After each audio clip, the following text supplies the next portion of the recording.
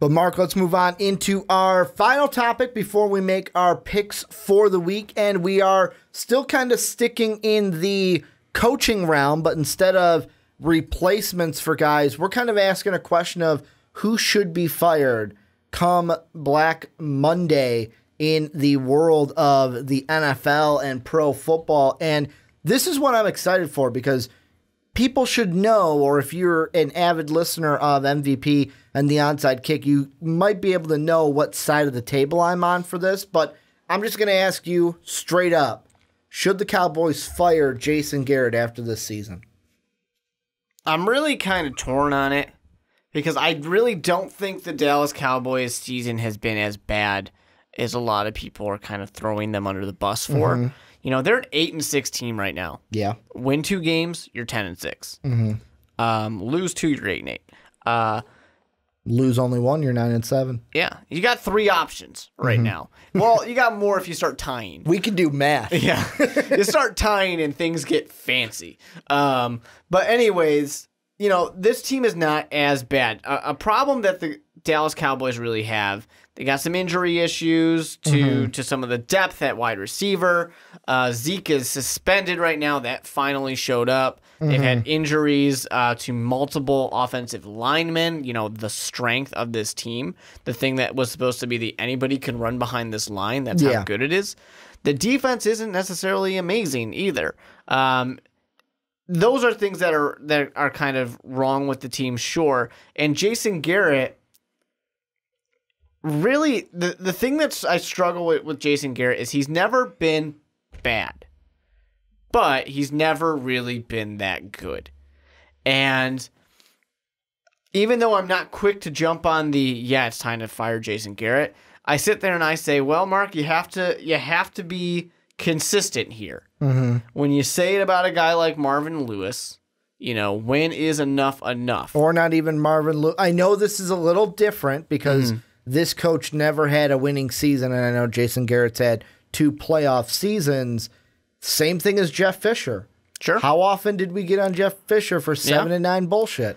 Chuck Pagano over in Indianapolis right now. You know, I think Marvin Lewis is a good one because Marvin Lewis is another one of those. He's not really bad. He's not really good. And he's never won a playoff game, much like Jason Garrett. Yeah.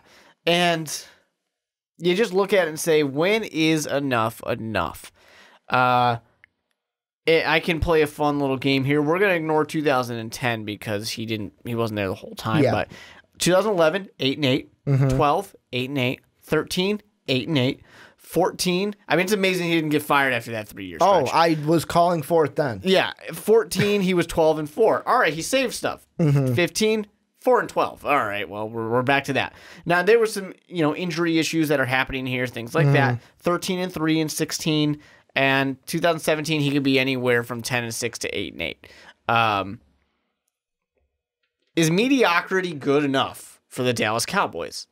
And I'm shocked that Jerry Jones has not stepped in here and said, enough is enough, get the hell out of here. Jerry Jones like, enough is enough, get out of here, I'll coach the team. Right?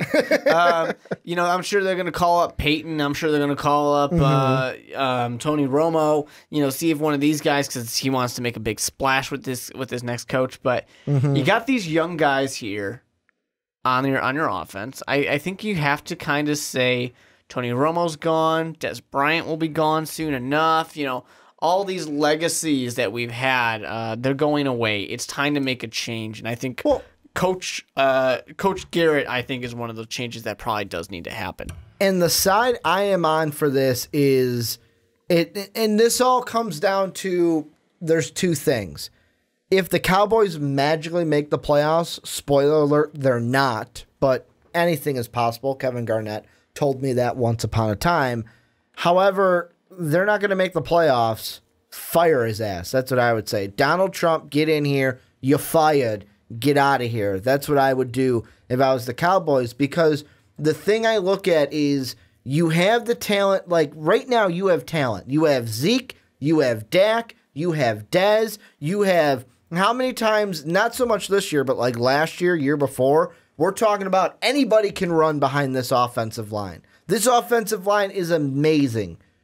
you're either 8-8. I know the 4-12 I'll throw out there because injuries and things, but you're either 8-8 or you go to the playoffs and lose. And that to me is the most important thing is, the mediocrity is one, but every time you've gotten to the playoffs, yes, I know you can say, but Ricky, the Packers had Aaron Rodgers. You've lost. Well, you've lost in the playoffs. In 2014, they won in the wild card round. But divisional round, you lose. Yeah, but I don't want to say he's never won a playoff game. He has won one. And I know that people are going to say, well, Ricky, the 2014 one, Dez, that should have been a catch. Point is you lost. And to be honest, that one win, you want to know why I forget it? Because wasn't that the year that there was a bad call against the Lions, and the Lions should have beat you at home? Because that's why a lot of people were saying the retribution. Yeah.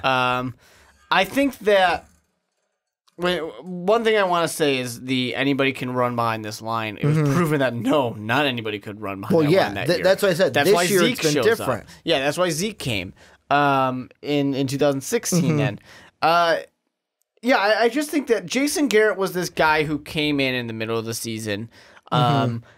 A season that was going terribly, and I don't think anybody expected him to hold on to that job. But it was one of those situations where the guy got the team to rally behind him, and this was actually referencing what we just talked about before in the last segment with Patrick about John Fox and the Chicago Bears, and the reason why I actually don't really want John Fox to get fired midseason because I don't want the players to rally around the new coach and play better. Kind of like if we're bad, let's is happening be bad. in New York. They rallied around Spagnuolo. Yeah, if we are bad, let's be bad. And let's get rid of him at the end of the season. We'll keep our good draft pick, and we will be better next time. Because you get a new guy in there, and all of a sudden people are saying, hey, this might be our coach next year, so I'm going to play really well because maybe he'll keep me around. You know, I don't want to get fired. There's a lot of guys when a new coach comes in that get fired. Cut, essentially. And that's what Jason Garrett had. He was 5-3. Not amazing. The team finished third in the NFC East. It was not great. It was not bad. Then complete mediocrity for 3 years, a couple playoff seasons, a 4-12 in there, and now potentially more mediocrity. Do I see him getting fired? Honestly, no. I don't. I think he'll still be here. I think they're going to attribute a lot of it to Zeke's suspension and injuries, and Jason Garrett will be back. He's got the Zeke suspension is going to be hey, if I had Zeke, we would have won these 3 games, but not so fast. There's a chance he could have. Not so fast. Like, the one that I look at to where, like, okay, maybe you could have won was the Thanksgiving debacle where you lost to the Chargers. But the thing that this plays into what I was going to bring up, if you look at, first off, strength of schedule, I mentioned them for last year when we talked about the Jaguars earlier. Their strength of schedule is only 30 points higher than it was last year. It's 491 right now, which, 30 clicks is still 30 clicks, but it's not like you're jumping into the 560s or anything. You're still relatively in the middle when it comes to strength of schedule, probably lower middle if I were to guesstimate where everyone's strength of schedule is. But I look at the losses for this Cowboy team this season. Denver, which they're the anomaly in what I'm dealing with because Denver was good at the beginning of the season. And that's going back to what you said with the Steelers. It's the flip side here. 2 things. First off, overall, right now, the Broncos aren't a playoff team, but this was when their defense was not as tired as they are because they weren't on the field as much 2 weeks into the season. You also let Trevor Siemian look like the next coming of Jesus Christ. Well, Trevor Siemian had 4 touchdowns. Siemian had good games at the beginning of the season. 4 touchdowns for Trevor Siemian. Oh, it just made my heart bleed. I was like, come on. But then it's like you play the Rams. Rams are a good team this year, playoff team. Yep. You don't turn the ball over for Goff. Goff has no interceptions. He has 2 touchdowns. You let Gurley run all over you. Then you play the Packers. Aaron Rodgers torches you for 3 touchdowns. Oh, guess what? Aaron Jones runs all over you for 125. Then the next loss, I'm going to the Falcons now. Yeah, you didn't have Zeke, but Tevin Coleman, you let him run for 81. You let Matt Ryan win that game, although it wasn't on the same style as Simeon or Rodgers. Then the Eagles, you let Carson Wentz beat you with Jay Ajayi as the running back, and then you let Phillip Rivers throw for 3 touchdowns and 400 yards against you. And they know what people are going to say. Ricky, we didn't have Zeke. Ricky, we didn't have Sean Lee for most of this season. All I'm hearing is excuses in that point. But all I'm hearing at is the excuses. same time, I mean, you're saying you're criticizing them for losing to the Broncos when they were good, losing to the Rams, which are a playoff team, and losing to the Packers with a good team. That's what I'm going at. I'm not saying you lost this. I'm not saying you lost to these teams because you suck. I'm saying what my hypothesis is, you've lost to these teams. Most of these teams, either playoff teams or in the playoff hunt at least. Denver is the anomaly because right now they're not, but like you said, early in the season they were good. When it comes to playoff games and when it comes to playing playoff opponents, that is when I think the head coach is most crucial. And if he can't win the games like this, and he's mostly 8-8, you see the sample size, get him out of town. Sure, although I will give credit for the Rams and Packers games were 1-score games. You still lost, though, is what I'm at. But I do think we need to make the point because we do it for bad teams. That if you played a close game, you were in it. So we should give a little bit of credit here. The 3 for Falcons, Eagles, Chargers, those were not close games by any stretch of the imagination. But I know what I know what Cowboy fans are gonna say for those 3 games. We didn't have Zeke. Yeah, which is I honestly do think is a fair thing to say. No Zeke and a bad offensive line due to injuries now. But that's the way that it is. I mean, you got to do something. You got to move forward. Well, I hate to say it because I don't want to make your head any bigger, but look at the Vikings. Yeah. And I mean, I look back to before the Dak days when it was Tony. Like, you had Tony Romo, you had Jason Witten, who was a lot better. Like, he was a lot better in those seasons than he was now. And mainly honestly, because you had a lot of injury issues then too. Yeah, but you can't always say that injuries are the If only there weren't injuries. Every team has injuries. Yeah, that only goes for so long. Every team has injuries. I mean, look at the Patriots. The Patriots, and I hate well, except for Tom Brady's not the one that's injured. I don't think that's fair. I'm not mentioning Tom Brady, but defensively, I'm looking at it. And I mean, but their defense sucks. Maybe we can make this comparison because Dak isn't on the level of Tom Brady, but if we're going to put him into the level of the echelon of quarterbacks we want to, eventually it's going to be, hey, you have to. I know it's only second year. That's why I'm like, this probably isn't the best comparison. Yeah. But early in the year, they started taking injuries. Write the Patriots off. Write them off. They're not going to win. And now they're first in the AFC. People say write the Patriots off every year, and they're always wrong.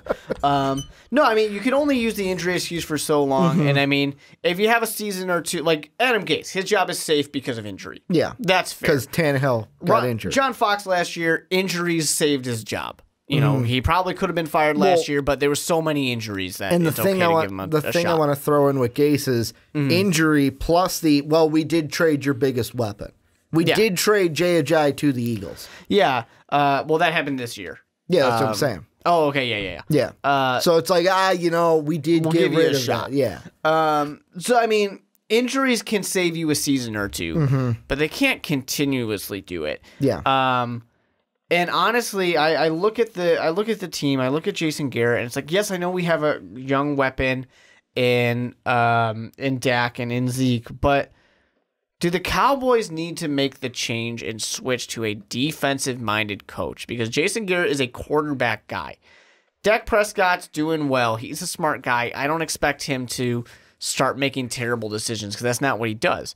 I think he can be fine without a head coach that's going to be the offensive guy. Just get him a good offensive coordinator and then get a coach who will focus on defense because defense is what's really sucked in Dallas for so long now. And like last year they did pretty well, and Rod Marinelli's been really good for it, but he can only work with so much, and even though they had a good year last year, excuse me, even though they had a good year last year, it was not a great year. And the Dallas Cowboys have not had a great defense in forever. Well, and the thing I was going to bring up is You look at the head coaches that the Cowboys have had, and they've only had 8. 8 all time. So, I mean, that plays into it as well, where diehard Cowboy fans are probably like, why are you having this discussion? Jerry ain't going to fire him. That's not what Jerry does. I mean, you look at it where it was obviously the Landry and the hat was there from 60 to 88, but it's like Jimmy Johnson. Ever since Landry, it's been Jimmy Johnson was only there for 4 years. Switzer was only there for 3 years. Then you had Chan Gailey was only there for 2 years. Campo for 2. Parcells for 3. Wade Phillips for 3.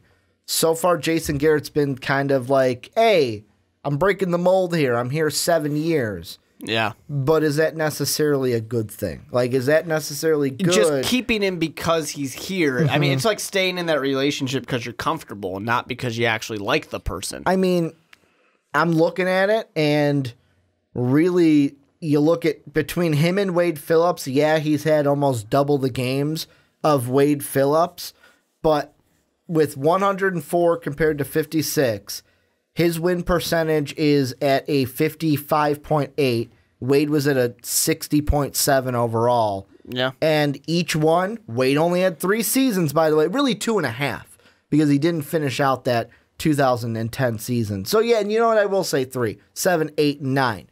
So he had 3 seasons, 3 playoff appearances, 1 and 2 in playoff games.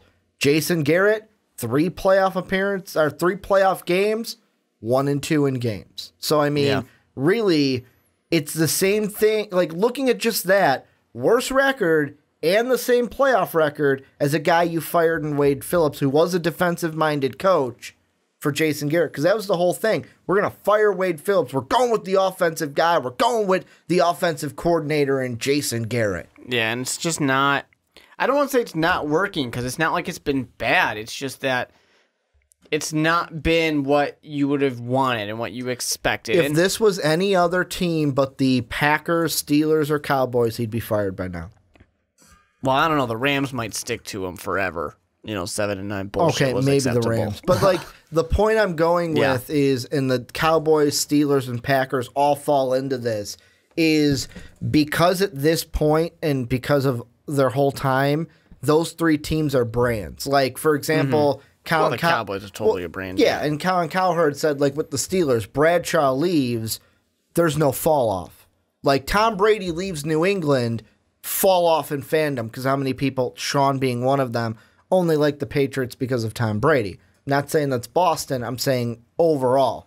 Cowboys, Steelers, and Packers kind of overreach just their little area, and I feel like that's part of it. That is part of the reason why Jason Garrett still has a job. If he was in Chicago, if he was in, let's say, Cincinnati might keep him. I mean, Marvin Lewis had to walk out of the door and said, yeah, you're giving me a free job, but I don't want it, so you can take it. I don't buy the he left. I think he was told, leave or you're fired. It seems like a good time for you to retire, Marvin.